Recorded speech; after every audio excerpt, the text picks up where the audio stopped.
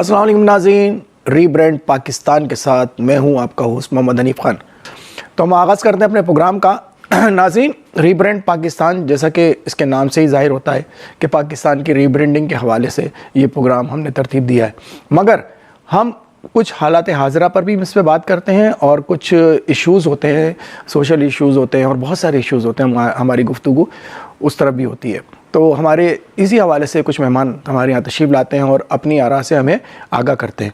तो इस वक्त जो हमारे साथ हमारे मेहमान हैं, डॉक्टर शुजा सग़ीर साहब हैं, बानी तहरीक इब्न आदम कौमी इस्तेक़लाल कौंसिल पाकिस्तान के, और कालम निगार हैं, तज़ियाकार हैं और बहुत ही सीनियर हैं।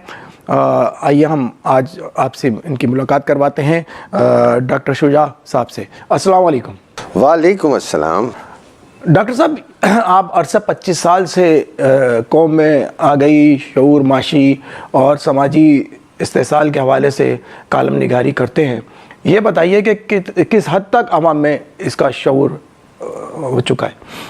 बात यह है कि शऊर की जहाँ तक ताल्लुक़ है, माशरे में शऊर का तो वैसे ही बुरहान रहा हमारे यहाँ। जिन इदारों को शऊर देना चाहिए था वो तो दे नहीं रहे।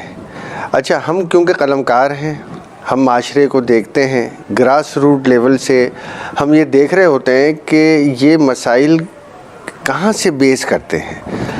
अब स्कूलों के मसाइल ले लीजिए, सेहत के मसाइल ले लीजिए, तालीम के मसाइल ले लीजिए।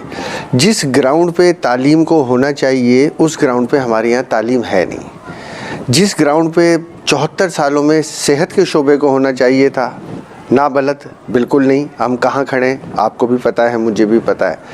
इसी तरीके से समाजी बहबूद, कहने को तो बहुत बड़ा नाम है समाजी बहबूद, लेकिन इस पे काम नहीं होता, और होता है तो वो चंद मनपसंद लोग हैं जो ब्यूरोक्रेसी में हैं, जो टेक्नोक्रेसी में हैं, और बड़े लोग हैं जिनकी बेगमात की NGOs हैं।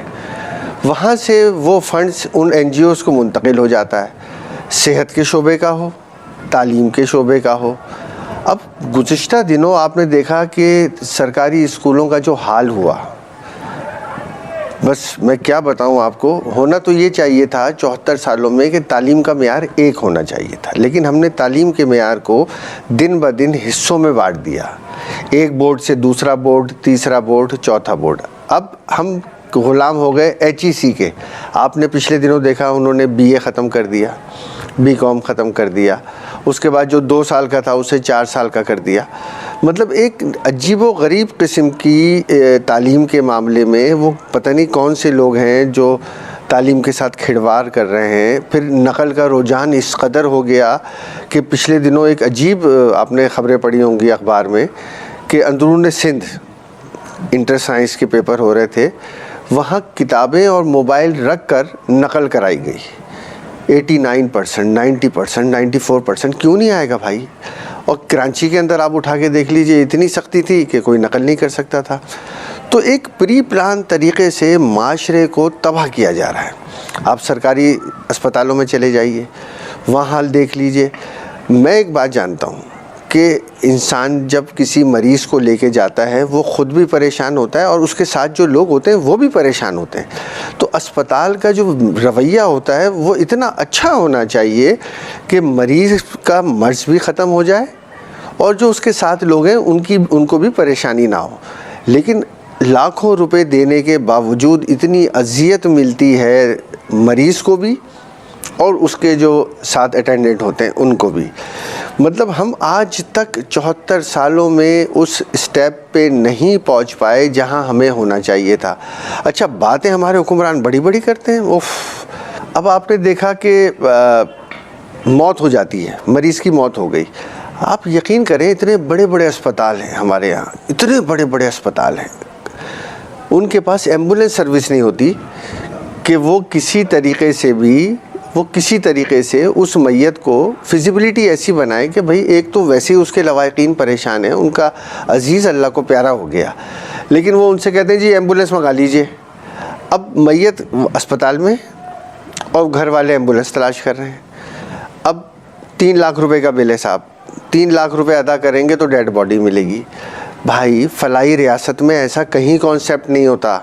आदमी मर गया, वो दुनिया से चला गया, میں آپ کے چینل کے توسط سے یہ بات حکمرانوں تک پہنچانا چاہتا ہوں کہ بھائی آپ جہاں اسمبلی میں اپنے مفاد کے بل پاس کرتے ہیں اور ایک دن میں 36 ترامیم کر جاتے ہیں، پاس کرا جاتے ہیں، اسی طریقے سے عوامی مفاد کے لیے بھی تو کچھ قانون پاس کرائیں کہ جی آپ اسپتال گئے، چاہے وہ پرائیویٹ ہو چاہے سرکاری ہو، بندہ ایکسپائر ہو گیا، آپ اس کا تمام بل ویو آف کرتے ہیں، دیٹس انف کہ جی اب آپ کی اتنی قیمتی چیز چلی گئی، لیکن انسانیت نام کی چیز نظر ہی نہیں آتی، کہیں نظر نہیں آتی۔ ایک ٹیسٹ کے لیے اتنے بڑے بڑے اسپتال ہیں، ایک ٹیسٹ کے لیے جناب والا مریض کو اوپر نیچے سہولیات نہیں ہیں، بل تو لاکھوں روپے کا لیتے ہیں، سہولیات نہیں۔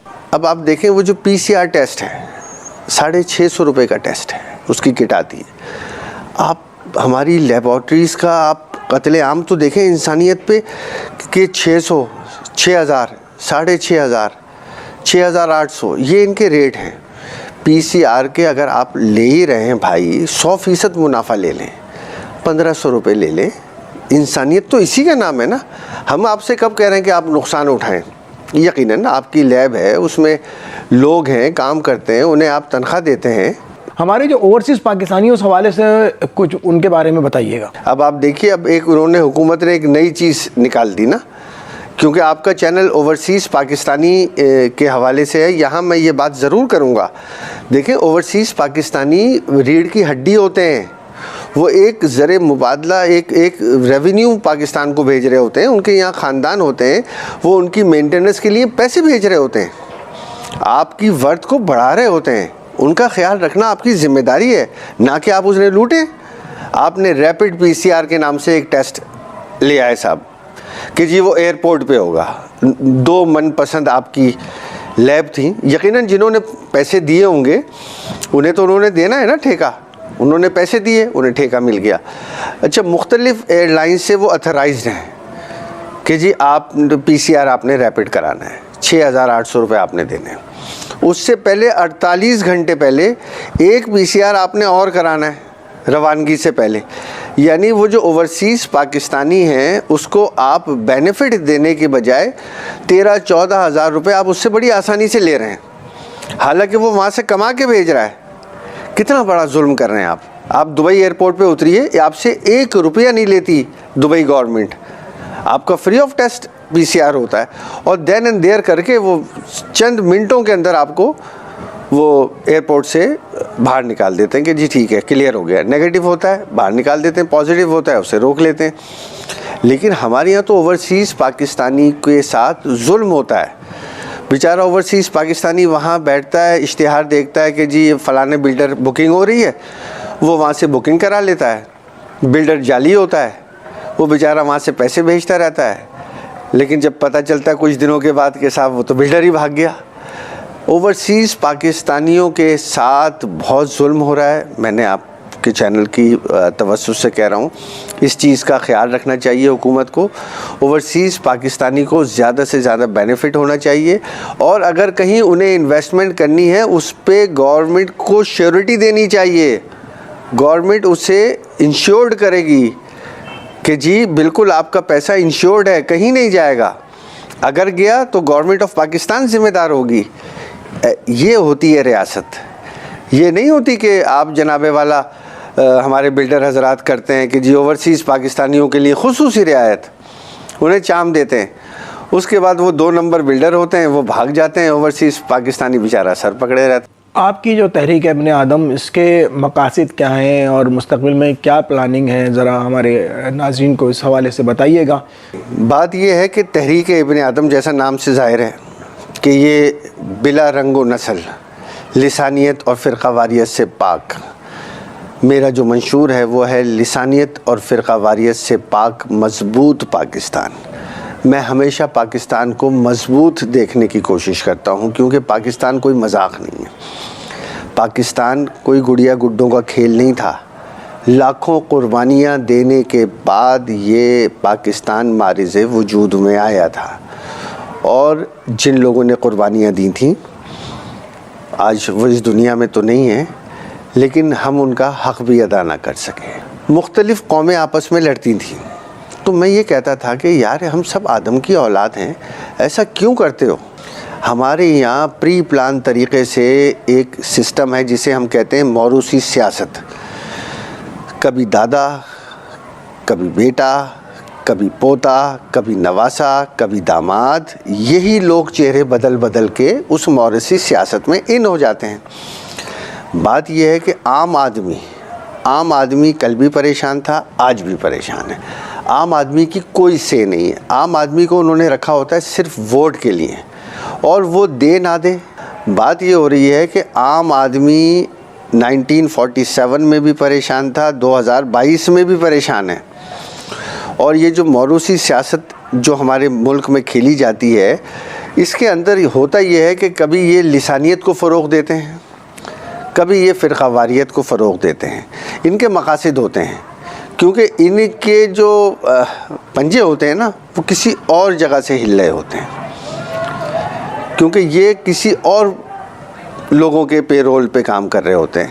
بڑی معذرت کے ساتھ میں یہ بات آپ کے چینل کے توسط سے کہنا چاہوں گا کہ ویسے تو بڑی بڑی سیاسی جماعتیں ہیں, لیکن جس ایشو پہ بات کرنی چاہیے عوامی, اس پہ کوئی نہیں کرتا. جماعت اسلامی واحد ہے کہ جو کم سے کم پبلک ایشوز پہ آواز تو اٹھاتی ہے کم سے کم, لیکن ہم اسے اقتدار میں نہیں لاتے, تو وہ انہیں پسند نہیں کرتے. لیکن حقیقت میں دیکھا جائے تو کے الیکٹرک کے مسائل پر جو جماعت اسلامی نے آواز اٹھائی, ہمارے جو بلڈر ہیں ملک ریاض صاحب, ان کے یہاں بھی لوگوں کو کچھ ایشوز تھے بیریا ٹاؤن میں, اس پہ بھی انہوں نے آواز اٹھائی. آپ دیکھیں کہ مصطفیٰ کمال صاحب کا دور تھا, جتنے قبرستان ہیں وہاں بڑے بڑے بورڈ لگے تھے کہ جی قبر کی جو قیمت ہے وہ 2000 روپے. بڑا اچھا لگتا تھا کہ یار چلو 2000 میں غریب کم سے کم دفنایا تو جا رہا ہے نا. اس کے بعد کیا ہوا صاحب, مصطفیٰ کمال صاحب کا پیریڈ ختم ہوتا ہے. اس کے بعد آپ جب قبر لینے جاتے ہیں, وہی قبر جو 2000 کی تھی اس کے آپ کو 20,000 دینے پڑ رہے ہیں. اچھا قبرستان میں بھی علاقے ہیں, دیکھیں نا, اب آپ سوسائٹی جاتے ہیں, وہاں آپ کو 80,000 میں قبر مل رہی ہے. آپ ڈیفینس کے قبرستان میں جا رہے ہیں, وہاں 1 لاکھ میں مل رہی ہے. سقی حسن میں آپ کو 50,000 دینے پڑ رہے ہیں. انڈا موڑ والے پر آپ کو جناب والا 15 سے 20,000 دینے پڑ رہے ہیں. مطلب ہم تو قبرستانوں میں مردوں کو یونیفارم نہیں کر سکے یار آج تک. ابھی میں اس بلدیاتی بل میں پڑھ رہا تھا کہ جی شہر خاموشہ اتھارٹی بنائی جائے گی, شہر خاموشہ اتھارٹی, اور اس کا ایک چیئرمین ہوگا. یقیناً وہ ان کی پارٹی کا ہی ہوگا, وہ باہر سے تو نہیں آئے گا نا بھائی. 14 سال سے یہی تو حکمرانی کر رہے ہیں, اپنے من پسند لوگوں کو ہر جگہ بٹھا دیا. KDA میں دیکھ لیجئے اربوں روپے کا کرپشن ہے. جس ادارے میں ان کے لوگ بیٹھے ہیں وہاں اربوں کروڑوں کی تو بات ہی نہیں رہی نا حنیف صاحب, اب تو بات اربوں میں پہنچ گئی ہے. گھروں سے, ان کے لوگوں کے گھروں سے جب نیب چھاپا مارتی ہے, مختلف ممالک کی کرنسیاں برآمد ہوتی ہیں, سونا برآمد ہوتا ہے, 20 گاڑیاں گھر کے باہر کھڑی ہوتی ہیں, اور وہ ہوتا کتنے گریڈ کا آدمی ہے, 18-19 گریڈ کا. یعنی انگریز نے جب افسران بنائے تھے تو ایک قانون بھی بنایا تھا, کمشنری نظام تھا.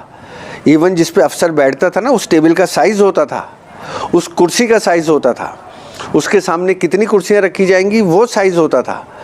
ایک چپڑاسی ہوگا, اس کو کس طرح کی کرسی دی جائے گی وہ سائز ہوتا تھا. دفتر کا ایک ٹائم ہوتا تھا, صبح 9 بجے سے لے کے 4 بجے تک دفتر کا ٹائم ہوتا تھا. کسی افسر میں, کسی بابو میں جرت نہیں ہوتی تھی کہ وہ ٹائم پہ نہ پہنچے. اس کے بعد کیا ہوا, اس کے بعد یہ ہوا کہ جمہوریت پروان چڑھنے لگی ہمارے ملک میں. روٹی کپڑا اور مکان کا نعرہ آ گیا سنہری. لوگ سمجھے کہ صاحب بس روٹی بھی مفت ملے گی, کپڑا بھی مفت ملے گا, مکان بھی مفت مل جائے گا. جیے بھٹو کا نعرہ لگا کے آ گئے صاحب. وہاں نیشنلائز شروع ہو گیا. آپ نے تعلیم کو نیشنلائز کر دیا, آپ نے ہر شعبے کو نیشنلائز کر دیا. مزدور جو کام کرتا تھا اس کو آپ نے مالک بنا دیا. وہ اس نے مالکوں کو جناب والا جلایا بھی, مارا بھی, پیٹا بھی. آپ کے یہاں معاشرے میں بگاڑ وہاں سے پیدا ہوا. ایک فرد نے بگاڑ پیدا کیا, نہیں کرنا چاہیے. دیکھیں حکمرانوں کو یہ زیب نہیں دیتا کہ اپنے ذاتی مقاصد کے لیے معاشرے میں بگاڑ لے کے آئیں. معاشرہ تو اصلاح کرنے کے لیے ہوتا ہے یار, بگاڑ پیدا کرنے کے لیے تو نہیں ہوتا نا. آپ بتائیں جب سے لے کے اب تک نعرہ ایک ہی ہے, روٹی کپڑا اور مکان.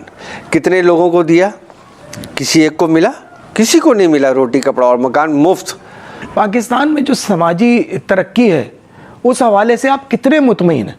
देखिए, सरकारी सतह पे तो हुकूमत ने कोई तरक्की नहीं की बड़े भाई। बात यह है कि सी पैक आपके सामने है, यानी चाइना जैसे मुल्क को आपके ऊपर भरोसा नहीं है, क्योंकि वो चाहता है नीट एंड क्लीन काम, और ये सी पैक हमारा मुस्तकबिल है पाकिस्तान का। अगर इसमें करप्शन हुई तो आप यकीन जाने पाकिस्तान माशी तौर पे ज़वाल पजीर हो जाएगा, मज़ीद ज़वाल पजीर हो जाएगा। अब मैं क्या बताऊं आपको, कैसे कैसे लोग हैं कि ना तो इनके पास ज़मीर है, बेज़मीर लोग हैं। मतलब ये चढ़ते सूरज के पुजारी हैं, सिर्फ अपने ज़ाती मफादात। जुल्म करते हैं ये लोग, हर दौर में जुल्म करते हैं आवाम के साथ। इस जुल्म को ख़त्म होना चाहिए। यहाँ मैं एक बात बताता चलूँ, इस शहर में एक साहब हैं जिनका नाम है मोहम्मद मोहसिन। उनकी 2 किताबें हैं, तेशा कोहकन और 8वां आसमान के नाम से, रिटायर्ड बैरोक्रेट हैं। उनका और मेरा बहुत पुराना कोलैबोरेशन है, मेरे उस्ताद हैं, बाप की जगह हैं। वो ये कहते हैं कि बेटा शुजा, हमें चाहिए कि हम मछली खिलाना नहीं, मछली पकड़ना सिखाएं। हम माशरे में क्या कर रहे हैं, माशरे में जो बिगाड़ हो रहा है इसको कैसे ख़त्म करें। भीख नहीं देनी हमने वो पैसे उसे कर्ज़ हसना के तौर पे देने हैं। उनके जहन में एक आइडिया है गरीब बैंक का। उस गरीब बैंक में सबसे पहले उन्होंने मेरे साथ इन्वेस्टमेंट की। अब इतनी भारी जिम्मेदारी उन्होंने मुझ पे डाल दी है कि भाई अब आप अगर किसी समझते हैं कि एक रिक्शे वाला है, उसे 10,000 की ज़रूरत है, आप उसे 10,000 दे दीजिए। उससे कहें कितने पैसे मंथली आसानी से वापस कर सकते हो। एक बच्ची थी, उसको ज़रूरत थी मोबाइल की, वो काम करना चाहती थी। उसने कहा जी डॉक्टर साहब मुझे 10,000 चाहिए। मैंने उनसे कंसल्ट किया, उन्होंने कहा दे दो। क्या वापस करेगी? उसने कहा जी 250 रुपये महीना। मेरे लिए मुश्किल हो रही है, मैंने एक बाकायदा रजिस्टर बनाया हुआ है, लेकिन मैं उनके इस सब्जेक्ट से इतना मुतमईन हूँ। मैं ये समझता हूँ कि अगर ओवरसीज़ पाकिस्तानी जो बाहर बैठे हैं वो अगर थोड़ा थोड़ा अपना हिस्सा इसमें डालते रहें, इस मेरे प्रोग्राम में गरीब बैंक में, तो एक वक्त ऐसा आएगा अल्लाह ताला के फजलो करम से मैं कम से कम इलाका अब जैसे मैं कच्ची आबादी में बैठा हूँ, सबसे पहले तो उस इलाके के मसाइल रिज़ॉल्व करूँगा, फिर शहरों की तरफ निकलूँगा, फिर बड़े शहरों की तरफ निकलूँगा। यकीनन मैं आज अकेला हूँ, कल मेरे पीछे भी एक कारवां होगा। जब मैं अच्छे काम करूँगा वो गरीब बैंक प्रमोट होगा। तो ये एक मैं कहता हूँ हुकूमत को चाहिए इस तरह के काम करे। ये तनख्वाहें भी ले रहे हैं, रिश्वतें भी ले रहे हैं, लेकिन अपना काम कोई ईमानदारी से नहीं कर रहा। मैं हमेशा कहता हूँ मेहनत और ईमानदारी सबकी ज़िम्मेदारी, चाहे वो बैरोक्रेट्स हो, चाहे वो जर्नैल हो, चाहे वो बिल्डर्स हो, चाहे वो सियासतदान हो, चाहे वो सहाफ़ी हो, चाहे वो एंकर हो। जब तक वो ईमानदार नहीं होगा माशरे में इसी तरह बिगाड़। हमारे जो ये चैनल है OPTV जो ओवरसीज़ पाकिस्तानियों का चैनल है OPTV, इस पे जो ओवरसीज़ पाकिस्तानी हैं इनको कोई पैगाम देना चाहेंगे आप? जी मैं बिल्कुल मैसेज देना चाहूँगा कि ओवरसीज़ पाकिस्तानी जो बाहर बैठे हैं, यकीनन उन्हें नहीं पता चलता कि वो जो पैसा भेज रहे हैं वो सही हाथों में जा रहा है नहीं जा रहा। पिछले दिनों वो खान साहब हमारे जाते थे फंडिंग के लिए, खान साहब को यानी हमारे ओवरसीज़ पाकिस्तानियों ने इतना पैसा दिया कि उन्होंने शौकत खानम मेमोरियल के 1, 2 अब 3 अस्पताल उन्होंने माशाल्लाह बना लिए। इसी तरीके से छिपा को भी, ईदी को भी, सबको ओवरसीज़ पाकिस्तानी जो है वहाँ से बैठकर लोगों की खिदमत करना चाहते हैं। मेरा उनसे ये अपील है कि यकीनन करें, आपकी मर्ज़ी है, आप जिसे बेहतर अंदाज में समझते हैं कि भाई ये बहुत अच्छा काम कर रहा है। देखिए बात ये है कि मैं ये कहता हूँ कि जो लोग ग्रास रूट लेवल पे काम कर रहे हैं, जैसे इब्ने आदम, क्योंकि मेरा तरीक़ा ये है कि मैं सामने रखता हूँ सरकार दो आलम सल्लल्लाहु अलैहि वसल्लम और खुलफाए राशिदीन को, कि वो कहते हैं कि एक हाथ से दो तो दूसरे को ख़बर ना हो। हमारे यहाँ जो चीज़ दी जा रही है, जो काम NGOs करती हैं, इवन ज़कात भी दी जाती है, तो वो बाकायदा तौर पे उसकी तशहीर की जाती है और वहाँ चेक बट रहे होते हैं। यानी وہ چیزیں جن کے لیے کہا گیا ہے کہ ایک ہاتھ سے دو دوسرے کو خبر نہ ہو.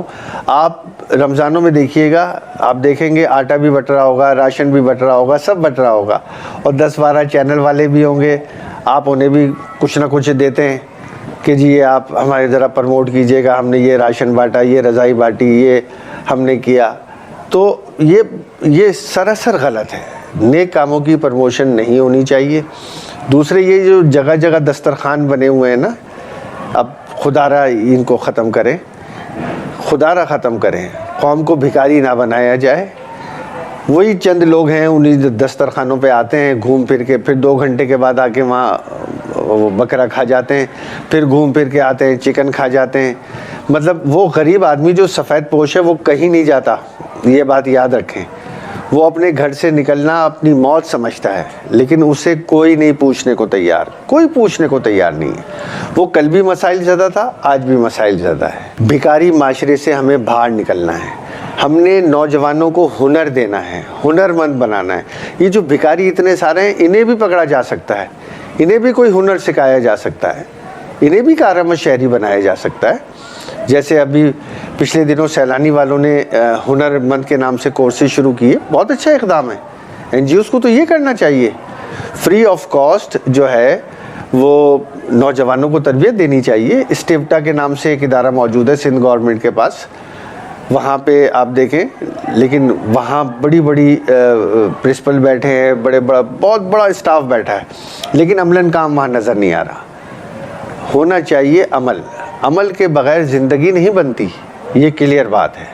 اور میں تو ہمیشہ ایک بات کہتا ہوں کہ میں نے مانا میری آواز نہیں جائے گی, میں نے مانا میری آواز نہیں جائے گی, در و دیوار سے ٹکرا کر پلٹ آئے گی.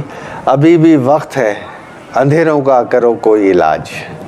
ابھی بھی وقت ہے, اندھیروں کا کرو کوئی علاج, ورنہ یہ نسل اجالوں کو ترس جائے گی. بہت بہت شکریہ ڈاکٹر شجاع صغیر صاحب, ہمارے پروگرام میں تشریف لائے اور اپنی قیمتی آراء سے ہمیں آگاہ کیا اور بہت ہی اچھی باتیں بتائیں. بہت شکریہ حنیف صاحب, بہت شکریہ. ناظرین, جیسا کہ ڈاکٹر شجاع صاحب نے بہت ساری ایسی باتیں بتائی ہیں جو غور طلب ہیں. اصل میں مسئلہ یہ ہے کہ ہماری یہاں پر پاکستان کا دکھڑا ہے, جمہوریت کو پنپنے نہیں دیا جاتا. حزب اختلاف اور حزب اقتدار کی جنگ ہمیشہ جاری رہتی ہے, چاہے وہ کوئی سی بھی حکومت ہو.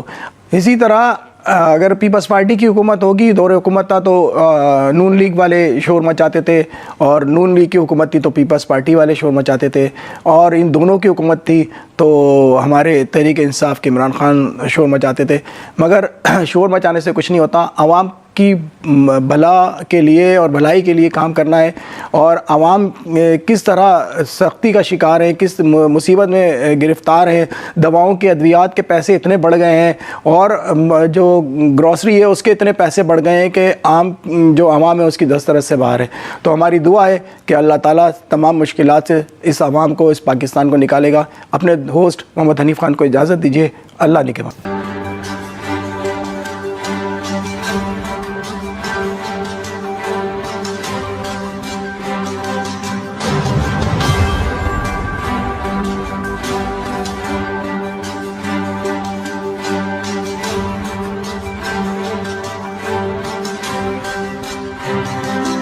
السلام علیکم ناظرین, my name is Waqar Ali Khan, I am the CEO and the executive producer of OPTV global. آپ دیکھ رہے ہیں OPTV گلوبل.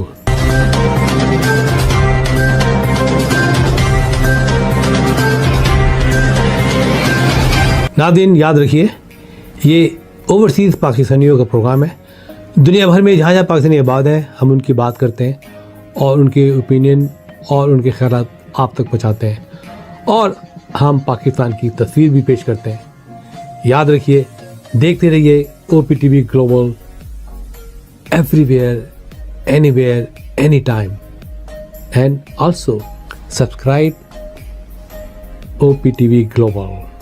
بھولیے نہیں, آج ہی ہمارے پروگرام کو سبسکرائب کریں, اور ہاں ہمارے ہر پروگرام کو لائک بھی کریں.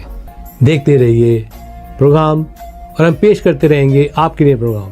یاد رکھیے, بھولیے نہیں, اس سے پہلے کہ آپ بھول جائیں, ٹی وی بند کرنے سے پہلے, فون بند کرنے سے پہلے, प्रोग्राम को सब्सक्राइब भी कीजिए। आप देख रहे हैं OPTV global.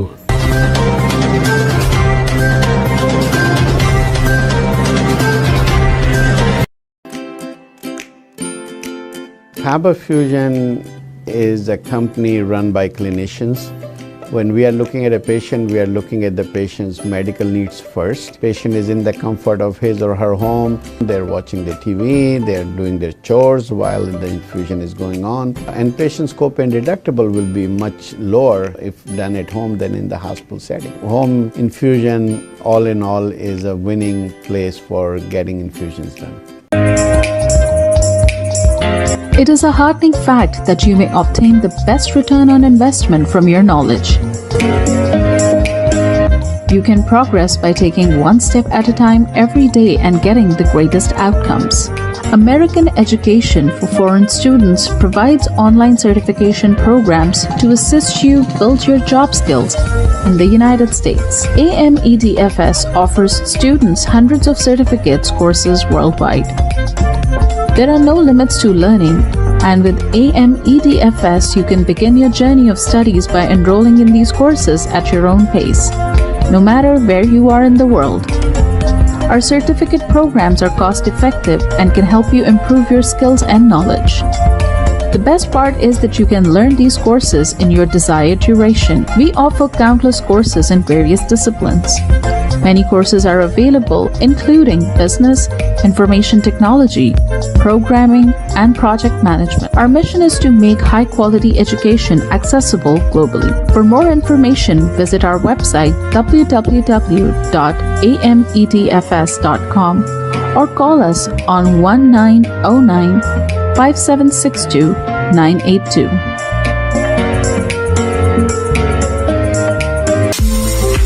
OPTV is now available on Roku. Please tune in to Roku.